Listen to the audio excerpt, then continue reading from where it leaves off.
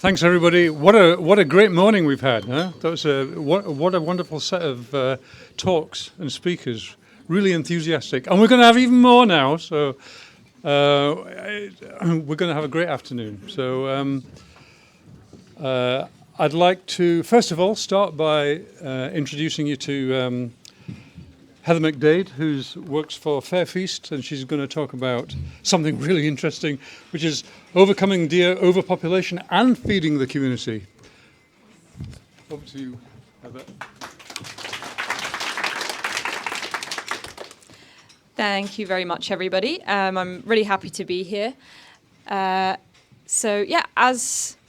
Roger so kindly introduced me, I am from Fair Feast, which is a CIC. So we're a community interest company that's aiming to kind of tackle the twin problems of extreme deer overpopulation and also food insecurity and food poverty within the local area.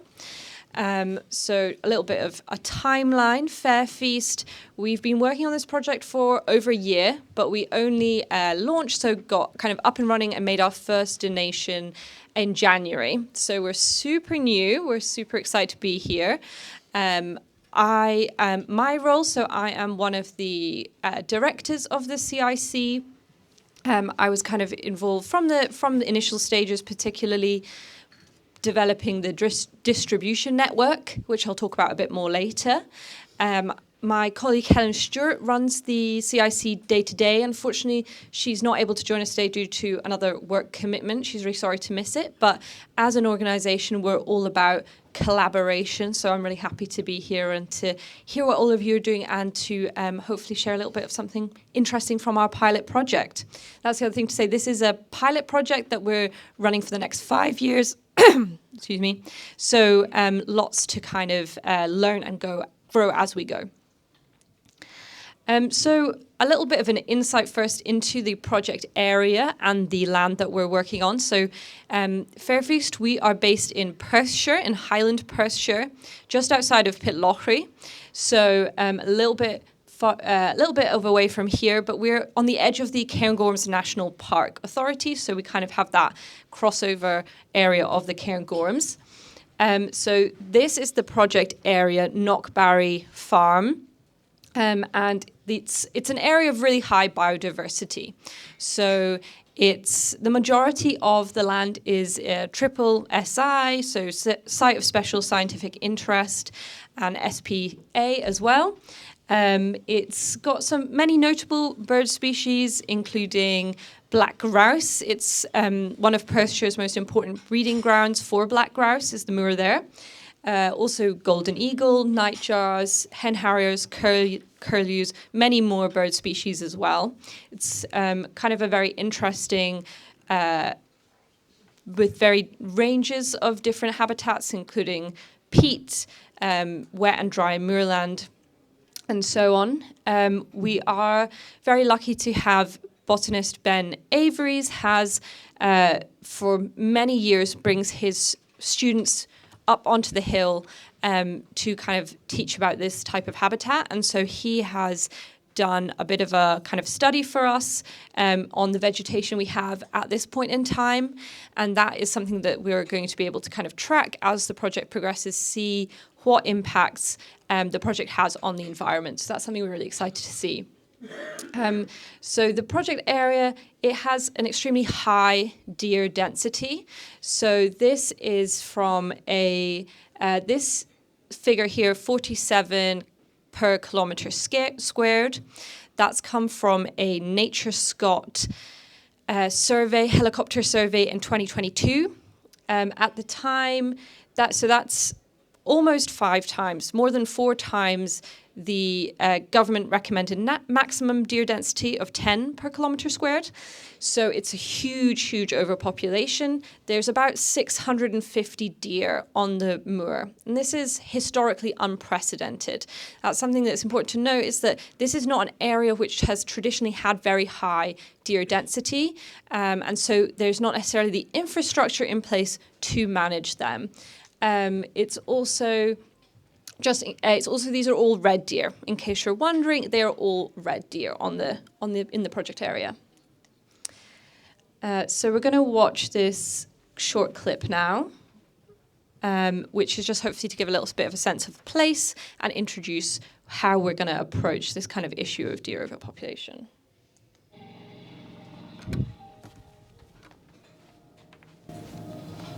I didn't realise until we started speaking to Helen and Jackie about how much demand there was for the food bank in the area. It's kind of, it almost feels hidden and you don't realise how many people are needing it.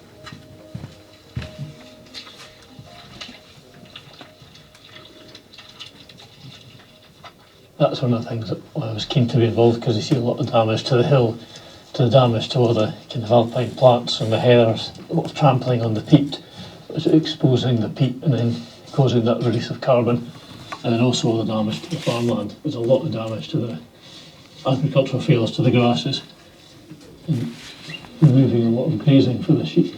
It's just back to the idea here. When deer get overpopulated, they are not happy deer. They can't get enough food, they become diseased, their weight starts dropping and they start dying off through starvation effectively. So an overpopulated hillside is not a happy situation for a deer to be in either.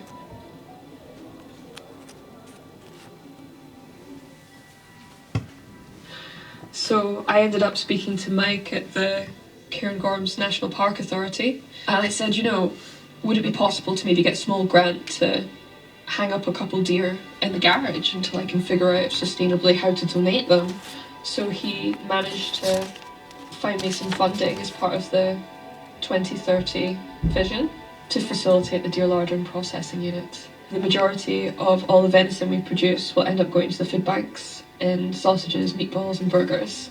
It's kind of self-generating, so we're hoping to sell the kind of steaks and tenderloin, and that will fund paying for the butcher and donating the rest. If we donate half of all those deer, it's about 500,000 meatballs. It is an awful lot of meat.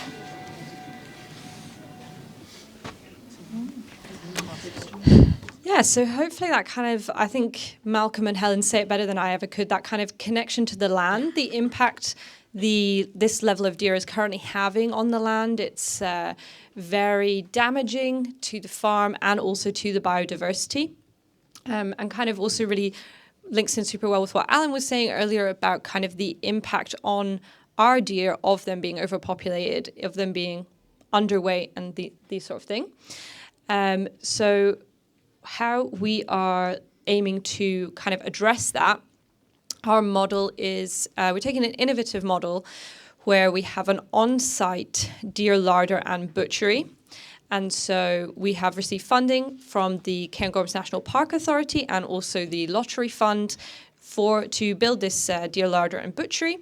And we are culling the deer, processing them on-site, and selling part of the deer. So something that's quite interesting about venison is kind of there's a common question, which is why isn't anyone motivated already to cull the deer? Why have we reached this point? So there's a few different reasons for that. A big one is that there's that's kind of led to this national crisis of deer overpopulation, and a big issue is that there's very little domestic market for the majority of the meat on a deer. So almost all the value of a deer is in about 27% of the venison. So in specific cuts, the loin, the tenderloin. The majority of the deer is therefore has very little value. Before Brexit, a lot of this was going to Germany for bratwurst. After Brexit, the kind of venison price crashed because there's not that much domestic market and there's not been much investment in trying to build a domestic market. So that's kind of where we're at. So our model is that we have our on-site deer and butchery, process the deer on-site, and then sell the about 27% of the deer to wholesale restaurants and hotels, and that covers the costs of processing, and the rest of the deer, about 73%, is donated to local food banks and community partners. So we're kind of trying to bring a way that's our sustainability is really core to our whole mission, and we're looking to kind of create the opportunity for the land and people to thrive together. And so far, the story so far, we have started donating in January. As I said, we have already donated almost 400 kilograms of meat to food banks and community partners. So it's really a huge amount of volume. And at the moment, we're donating about 100 packets a week, which is equivalent to 400 meals. So you can really do a lot with a small amount. And so we're donating in the rural. We're also aiming to keep this very local, so all of our partners are in the local area, including rural food banks who are often locked out of bigger schemes because of kind of challenges in delivering to them. So that's something that's really important to us, is kind of bringing in the rural community and supporting those people ourselves. Some takeaways so far, as I said, is very, we also have had proof of concept in that we have sold much of the wholesale cuts have already been sold to hotels and restaurants. So there's the aim of this is to be able to be self-sustaining going into the future with creating something that's not reliant on grant funding as we go forward. So some takeaways so far, as I said, very early days. So we're going to learn a lot more, and we're kind of seeing this as a pilot project, not because we want to stop after 5 years, but because we want to take this view of constant learning and evolving as we go. But some takeaways so far, firstly, is a testament to the power and the necessity of collaboration.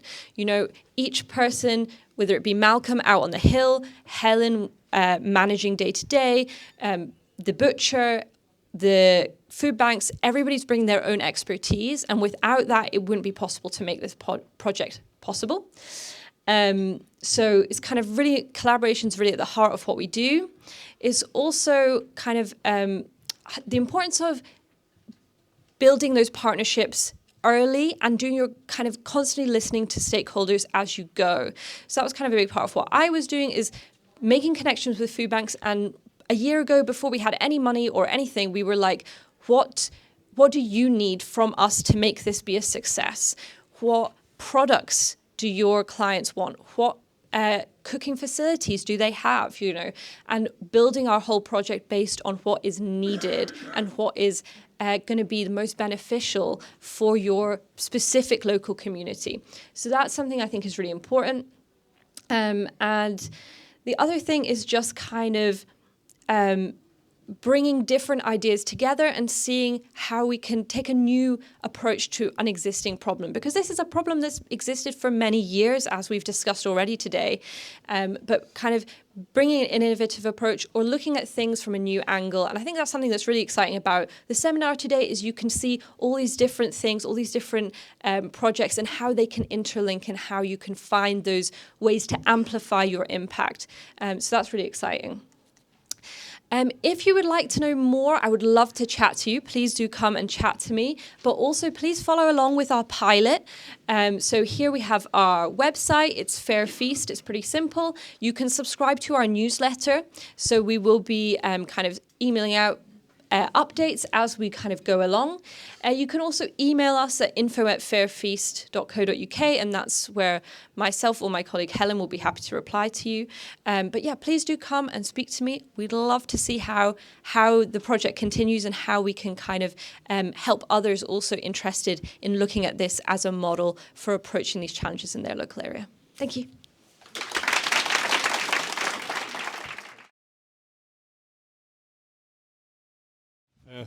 Thank you very much, Heather. I'm still trying to get my head around 500,000 meatballs. I think I'd like to introduce now Jenni Stockan, who's a research scientist at James Hutton Institute. And I think James Hutton's been looking at ground beetles for about 30 years. Exactly. But Jenni's going to speak about ground beetle declines and the role of climate change. Thank you. So that's this one, yeah.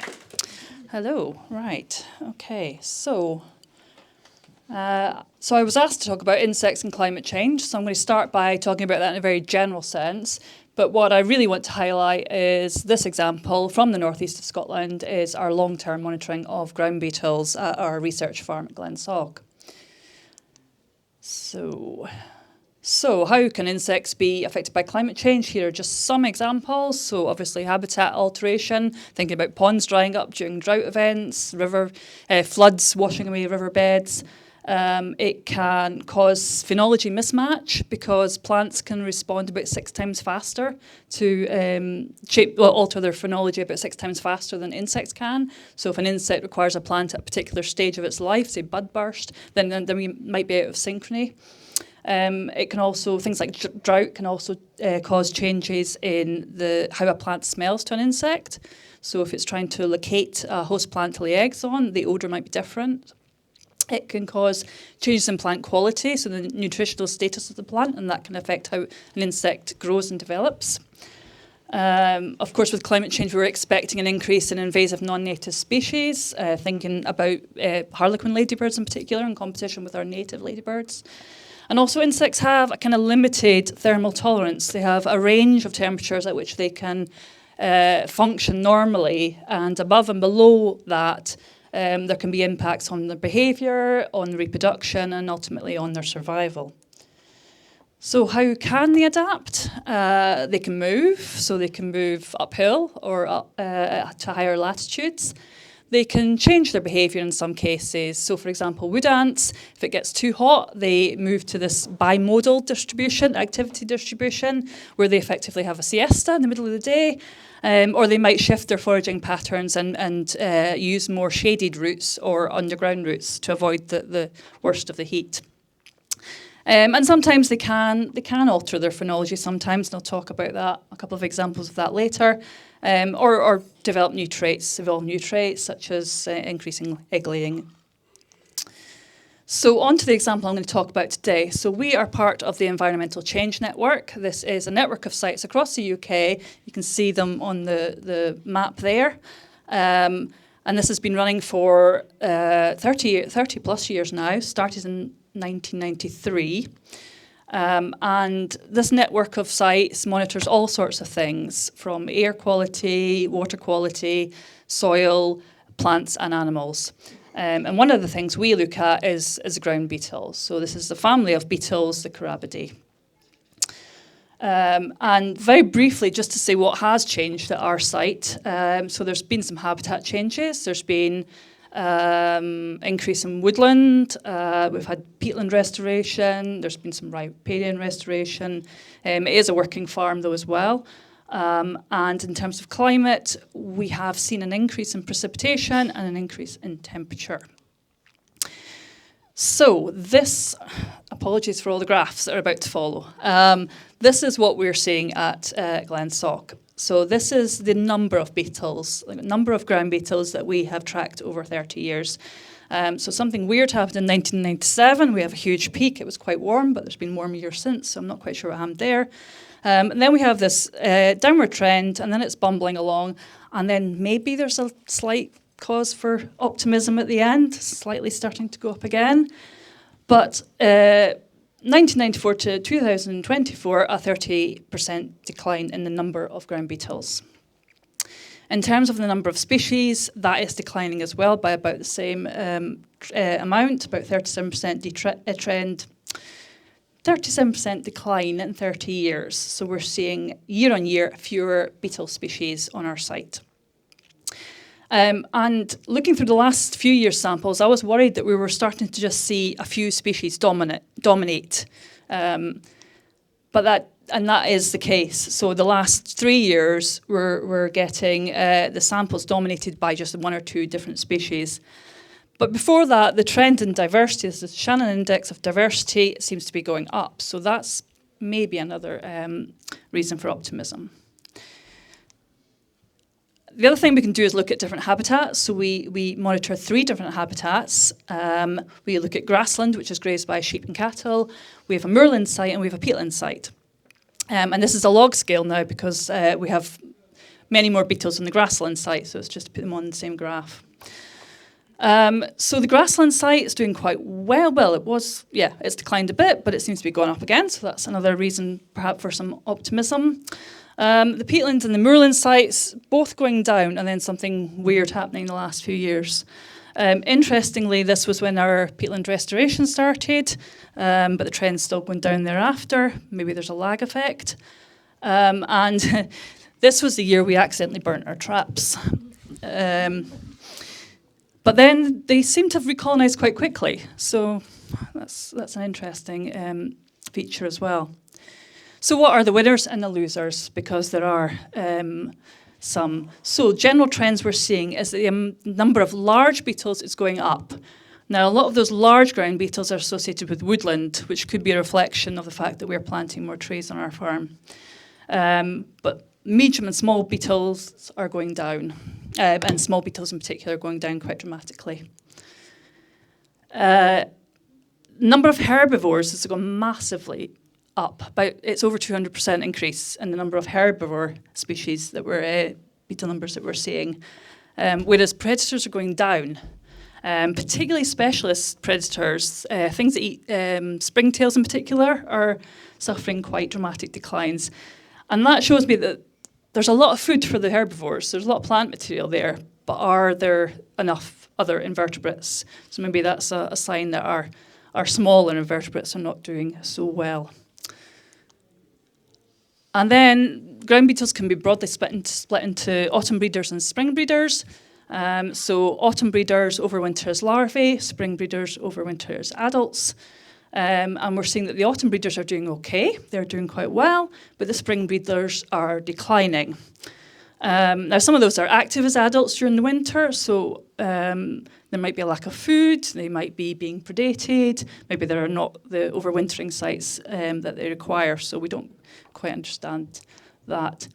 And then another trend is that the cold adapted species, this probably comes as no surprise, but things that they're normally found on mountains or higher up. This beetle here in the middle, Carabus nitens, that was on our site, that's now gone because it's a cold adapted species. So there's a massive decline in these particular beetles. And then a few years ago, one of our colleagues, Gabor Poshkai, did a bit of analysis on the phenology of the beetles. So these rather complicated diagrams are the activity patterns of the beetles. So where there's the bigger the circle, the more active they are at that time. So we've got the years here, and we've got this is the week of the year across here. Now it's probably quite difficult to see, but for this beetle you can see that there's a trend going up here. So it's being active earlier. So it's shifted its phenology to slightly earlier in the season. Most of them that are changing are doing that pattern, but then we have this opposite trend here with Carabus problematicus, the violet ground beetle, where it's actually becoming active later in the season. And what we've found is that the species that can change their phenology are the ones that are doing okay. Those that can't adapt their phenology are some of those that are declining. And then another more speculative example is this species. This is Pterosticus madidus. It's called the black clock commonly. It's a really common and widespread species found all over the UK. It's our commonest species on the farm. And it comes in two legomorphs. So you've got a red legomorph that you can see here, and there's a black legomorph as well. And there's been a little bit of work looking at where those different morphs differ. So the black form is more closely associated with higher temperatures and more variable temperatures. And what we've seen at Glensock is that the proportion of black-leg beetles has increased from about a quarter to a third. So that's maybe another indication that there's something going on with the climate.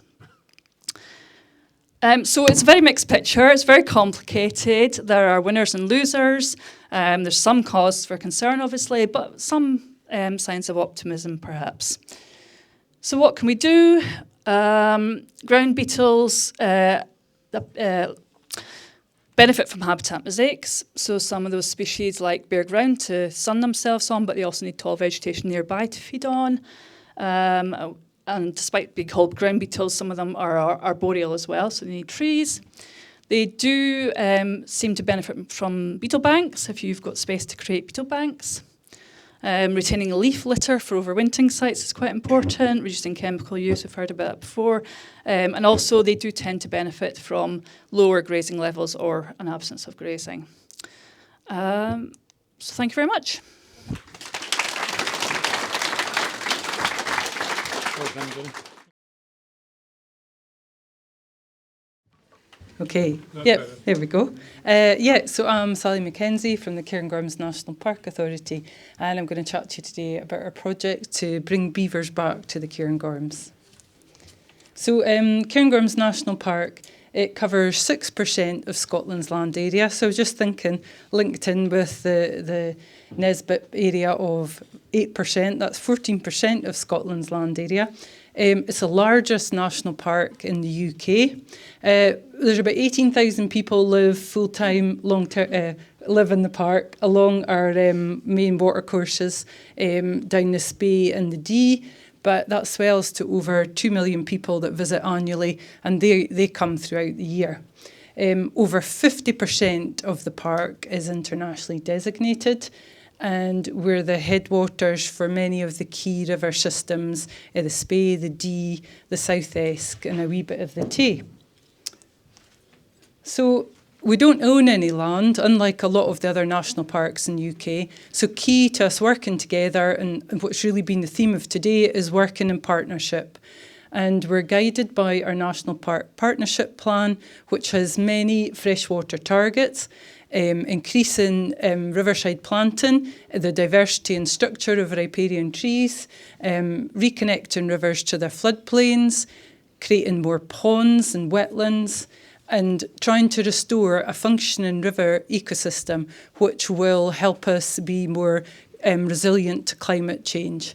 And we really believe that beavers at the landscape scale can play a role in helping us tackle climate change, increasing our resilience to droughts and flooding. And a big part in our story to get to the point of actually being able to release beavers was doing quite a lot of groundwork and finding out about those benefits. And just as an example, this is a picture of a farm just up near north of Inverness where they've had beavers for over 20 years. And we went to see, what have the beavers been up to? What are they likely to do in our landscape? And this was a narrow agricultural ditch. And over that 20 years, beavers actually, by damming and creating that amazing topography within the wetland, created this wetland system, which the farmer told us in 2018 was the only place on the farm that his cattle could get access to water to drink. So, beavers can bring benefits for habitats and species, but also for people and business as well. So, where in the national park were we going to introduce beavers? Well, back in the early 2000s, the River Spey and the associated wetlands was identified as having, a good connected area of suitable beaver habitat. It's the seventh largest river in Britain. It's a massive catchment area of over 3,000 square kilometres. But it's also really important for salmon, recreation, water supply for Murray.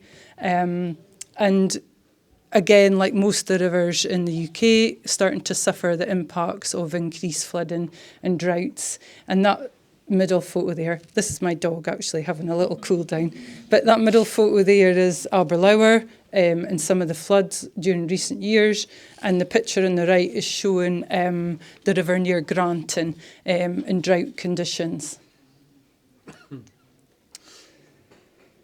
We also thought that beavers would have benefits for many of our Cairngorms Nature Action Plan species. And Roger mentioned right at the start, the Cairngorms is home to 25% of the rare and threatened species in Scotland. And just to have a little focus there on some of our freshwater species, we've got northern February red stonefly, which is found along the main stem of the Spey. That's it down here. Almost found exclusively within the national park area. I was really lucky to go out with Stephen Corcoran and see them mating there a few years ago at a new site. They need nice stable water conditions, they need ponds with nice deep water and emergent vegetation, something again that beavers can create. Freshwater peril mussels. So most of you will probably know that the River Dee, the survey a few years ago showed a 90% decline in the freshwater peril mussels within the Dee over a 20-year period. Massive declines, and the only real way to try and combat that is to try and get back some of the stability within the bed sediments and reduce the impacts of flooding and drought. And again, you having beavers as part of the solution at the landscape scale, creating wetlands that store water, that reduce the impacts of droughts. They can hopefully play a role in helping us tackle the loss in freshwater peril mussels. Aspen, Alan gave a brilliant introduction to aspen and why we should all value it earlier. Speyside is lucky, we've still got some aspen and we've still got some stands, and there are many people trying to work out how we can, reconnect those stands. Aspen is home to a lot of rare species, but we've, due to, as Alan explained, all the browsing that's happened over the years, we've got a few actually old aspens now with the rare associated species, but what we don't really have is that middle age class because of the level of browsing over the intervening years. So we're starting to see in some places where browsing and deer numbers are coming down, we're starting to see aspen coming back. But there's real concern among the lichen and bryophyte communities about what might happen to those species that are on the older aspens. So part of bringing beavers back has been working with specialists to work out how beavers can come back and play a role, but we can still maintain our rare species. Again, National Park's home to wading birds and is a real hotspot in the UK for species like curlew, redshank, lapwing and oystercatcher. All these species depend on having wetlands to feed and raise their chicks. So I think my face says it all there with the joy. And again, going back to what Alan said earlier, that joy and love and passion for something, I think it's just central to what all of us do. So we started out in the Cairngorms really on looking at beavers. It's kind of always been on our Cairngorms Nature Action Plan since 2015, but it wasn't until the government, ScotGov, changed position in 2020 and said that they would allow beavers to naturally move out from locations in Tayside to other areas that we started to think, right, okay, Tayside is not too far away, Angus. Could beavers actually get into National Park on their own, under their own steam? So we had the University of Exeter and the Beaver Trust, and they looked at some habitat modelling for us to see if beavers could get in naturally. But we did think at that point there's probably too many barriers. But we had this piece of work that they had undertaken which looked at suitable habitat in the Cairngorms. Where would they go and where would they likely dam? So then when ScotGov changed position again to 21 and said we're going to actively encourage translocation of beaver populations, we were kind of ready to go. But it was a bit of, we didn't own any land. It meant that we had to work in partnership, but we had that partnership connection. So we felt like, well, we're going to take a lead in this and go for it. So what do we start? How do you get there to, putting in your beaver licence application? Lots of engagement, and we held public events. We took people on tours to sites where beavers were to see what they might do.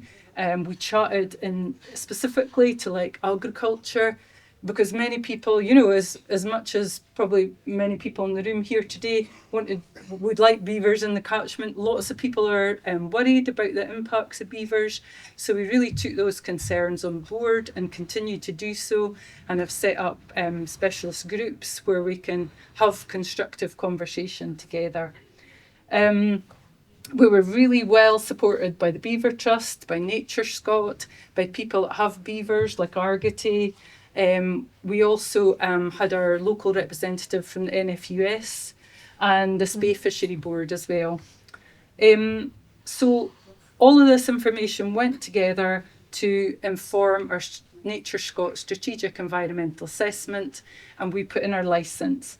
And in December 2023, we got our licence to release up to 50 beavers over 5 years in the Upper Spey catchment. So the first pair were released in Rothimarcus on the Lily Loch there. That was me releasing a baby beaver. And, it was just magical, it really was. So where are we now? So we're a couple of years in. We've still got a few more years to release, but in the last 2 years we've released 34 beavers on 5 different estates, and we saw 2 kits in 2024. So we know that they're quite happy and settling in. There are signs of exploration up and down the Spey, although the majority of the beavers have stayed where in their release sites.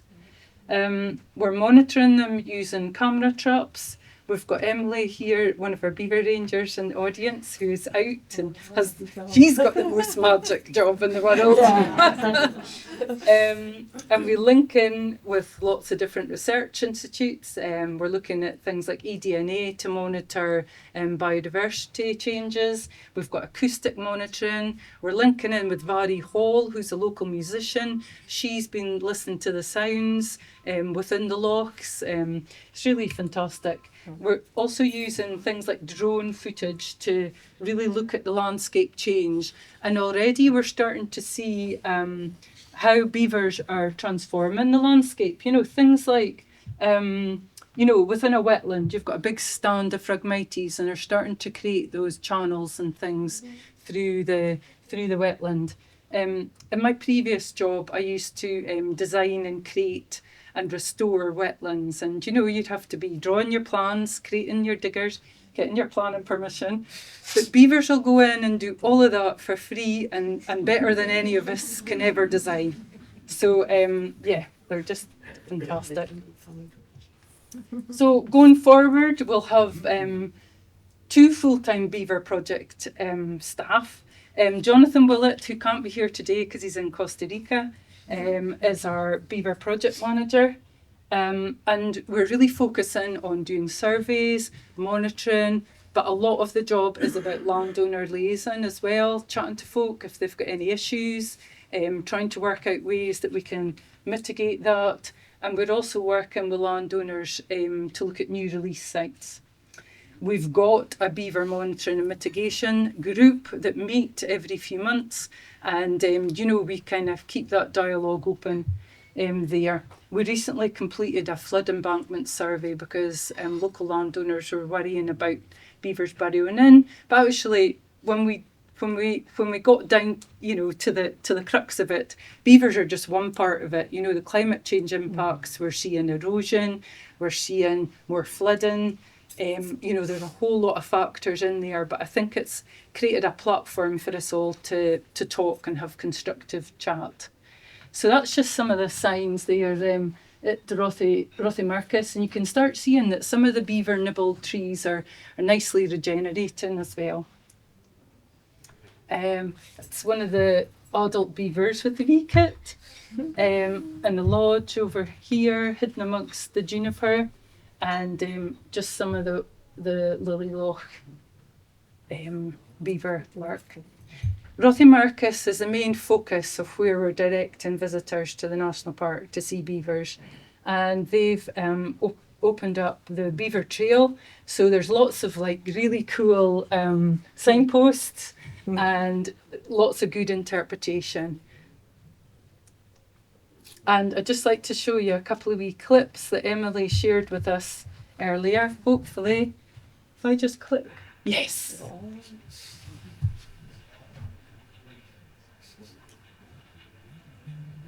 So it's one of the wee baby beavers in the adult beaver. But Emily looks through all these video clips to get good examples of behaviour. And another one here is the grooming. So like that mutual grooming.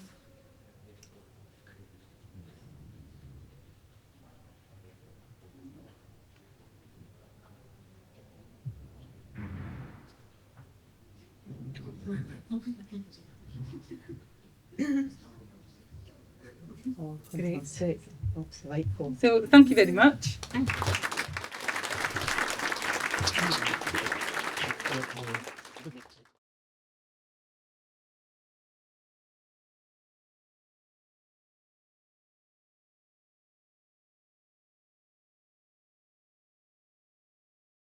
It was about it's Helen, wasn't it? Heather. Heather, sorry. No worries. So I was just curious. It's very interesting what you're doing. I like the connection to the food banks and everything. It's great. First question is, what do you do with the antlers and skins? Are they part of a monetization of the project? And the second question is, have you noticed the impact on red deer populations, not just within the farm area, but also in the vicinity? Yeah, those are both great questions. So right now, the antlers and the skins are going to, we're not handling them ourselves as part of the monetization. But I believe the company who picks up the waste actually does process some of the kind of inedible products, and that goes towards pet food. Long term, I would love to kind of have a completely circular loop with the antlers going for pet toys and skins going all of these things, but that's something where that's a bit more long term for us. And in regards to the second question about the overall population, so although the farm itself is a particularly high density, it's within an area which has a very high density. So this is kind of a challenging area in general. Right now, we haven't seen those impacts. We've only been going for a little while.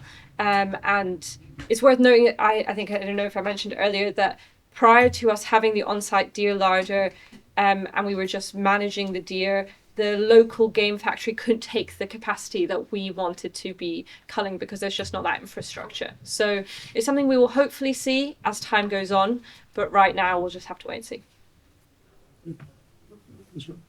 For Jenny, a question.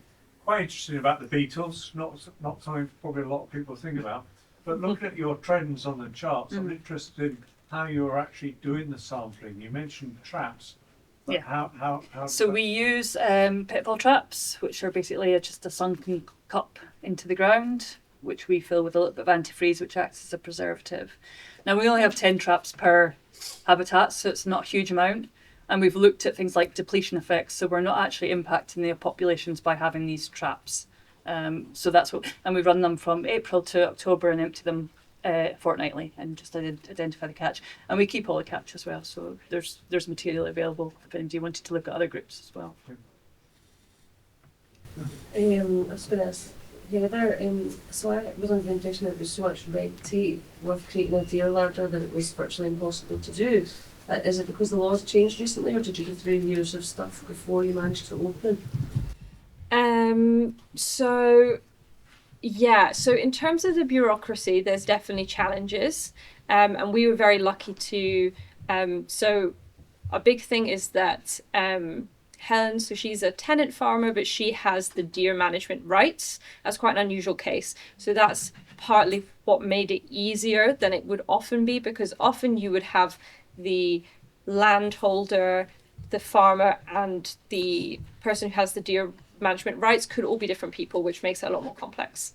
But yeah, we also were very lucky to have support from various kind of organizations to help with that. But there is also ways to do it, yeah. Another question for Heather. Thanks for a great presentation, great project. My question is to do with the bigger picture though, because I've been aware through the work of Trees for Life that the landscape is already highly depleted, and deer carcasses, when they're extracted, represent a net loss of nutrients for an already depleted land. So I'm just wondering if that's part of your thinking, and if you've got some target figures for either a limit to how much you take off, or putting something back like the bones and so forth. So there's food for scavengers that contain the nutrients within the ecosystem rather than permanently exporting them. Yeah, I think it's a great question. I think it's definitely something to kind of consider. I think it's something where as we go, once we get kind of, if we're getting down to sort of a manageable level of deer, then we might look at kind of the process in terms of, as you say. But I think there's also there's a balance to be struck between that, and then also there's the other side of, there's a lot of people who are in need of really good high quality food who don't have access to that, and right now a lot of deer management results in deer carcasses being buried and not entering the food chain. And so there's kind of there's a balance to be struck there between feeding the environment and feeding the local community, and I think that's something we're just going to have to see as we progress where that balance is struck. Thank you. Another question? Sorry. For Sally, I think you're probably in a very welcoming audience. Got to ask the question is, where are you with the not so welcoming audience and the farm community? How are they responding? So yeah, there's real, as I mentioned, there are concerns, especially around flood banks. So there's about 80 miles of flood bank between Lagan and Granton. So, loads of flood bank protecting productive farmland.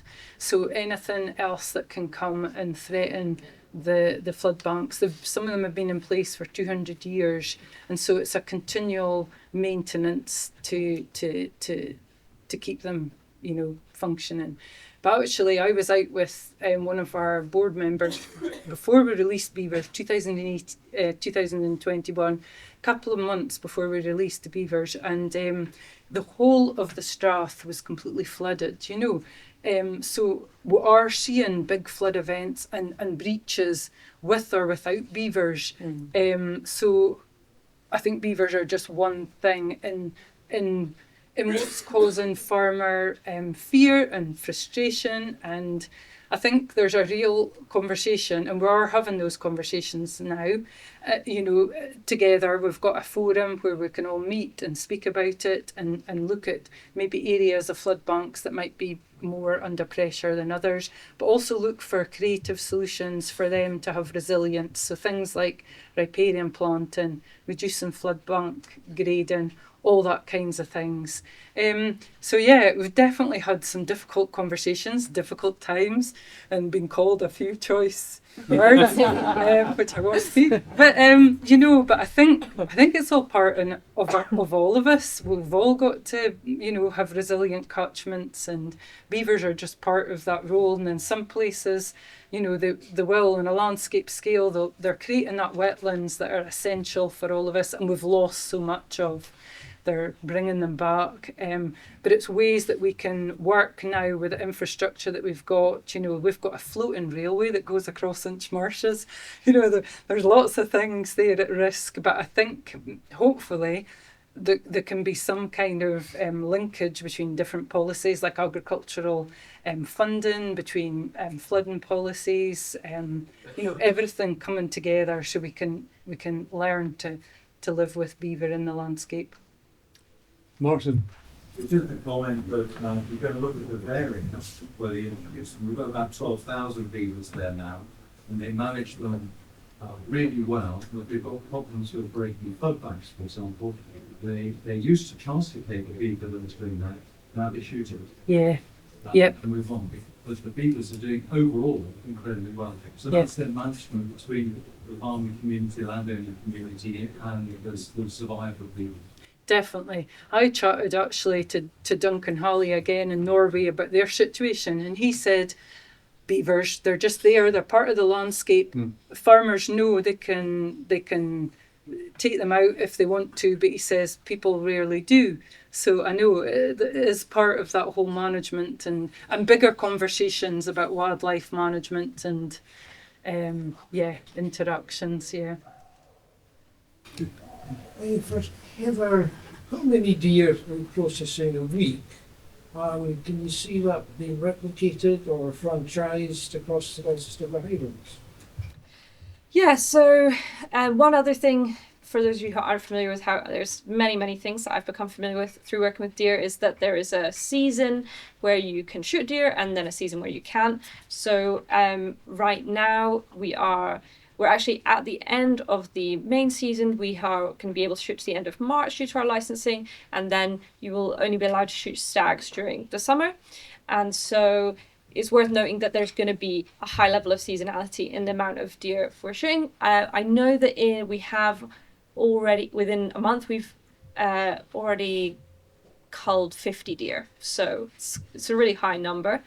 And it's something where I think I would expect it not to be as high.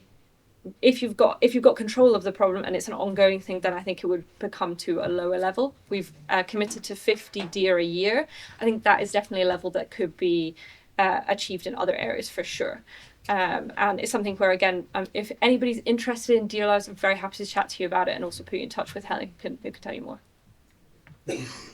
One more question? Anyone?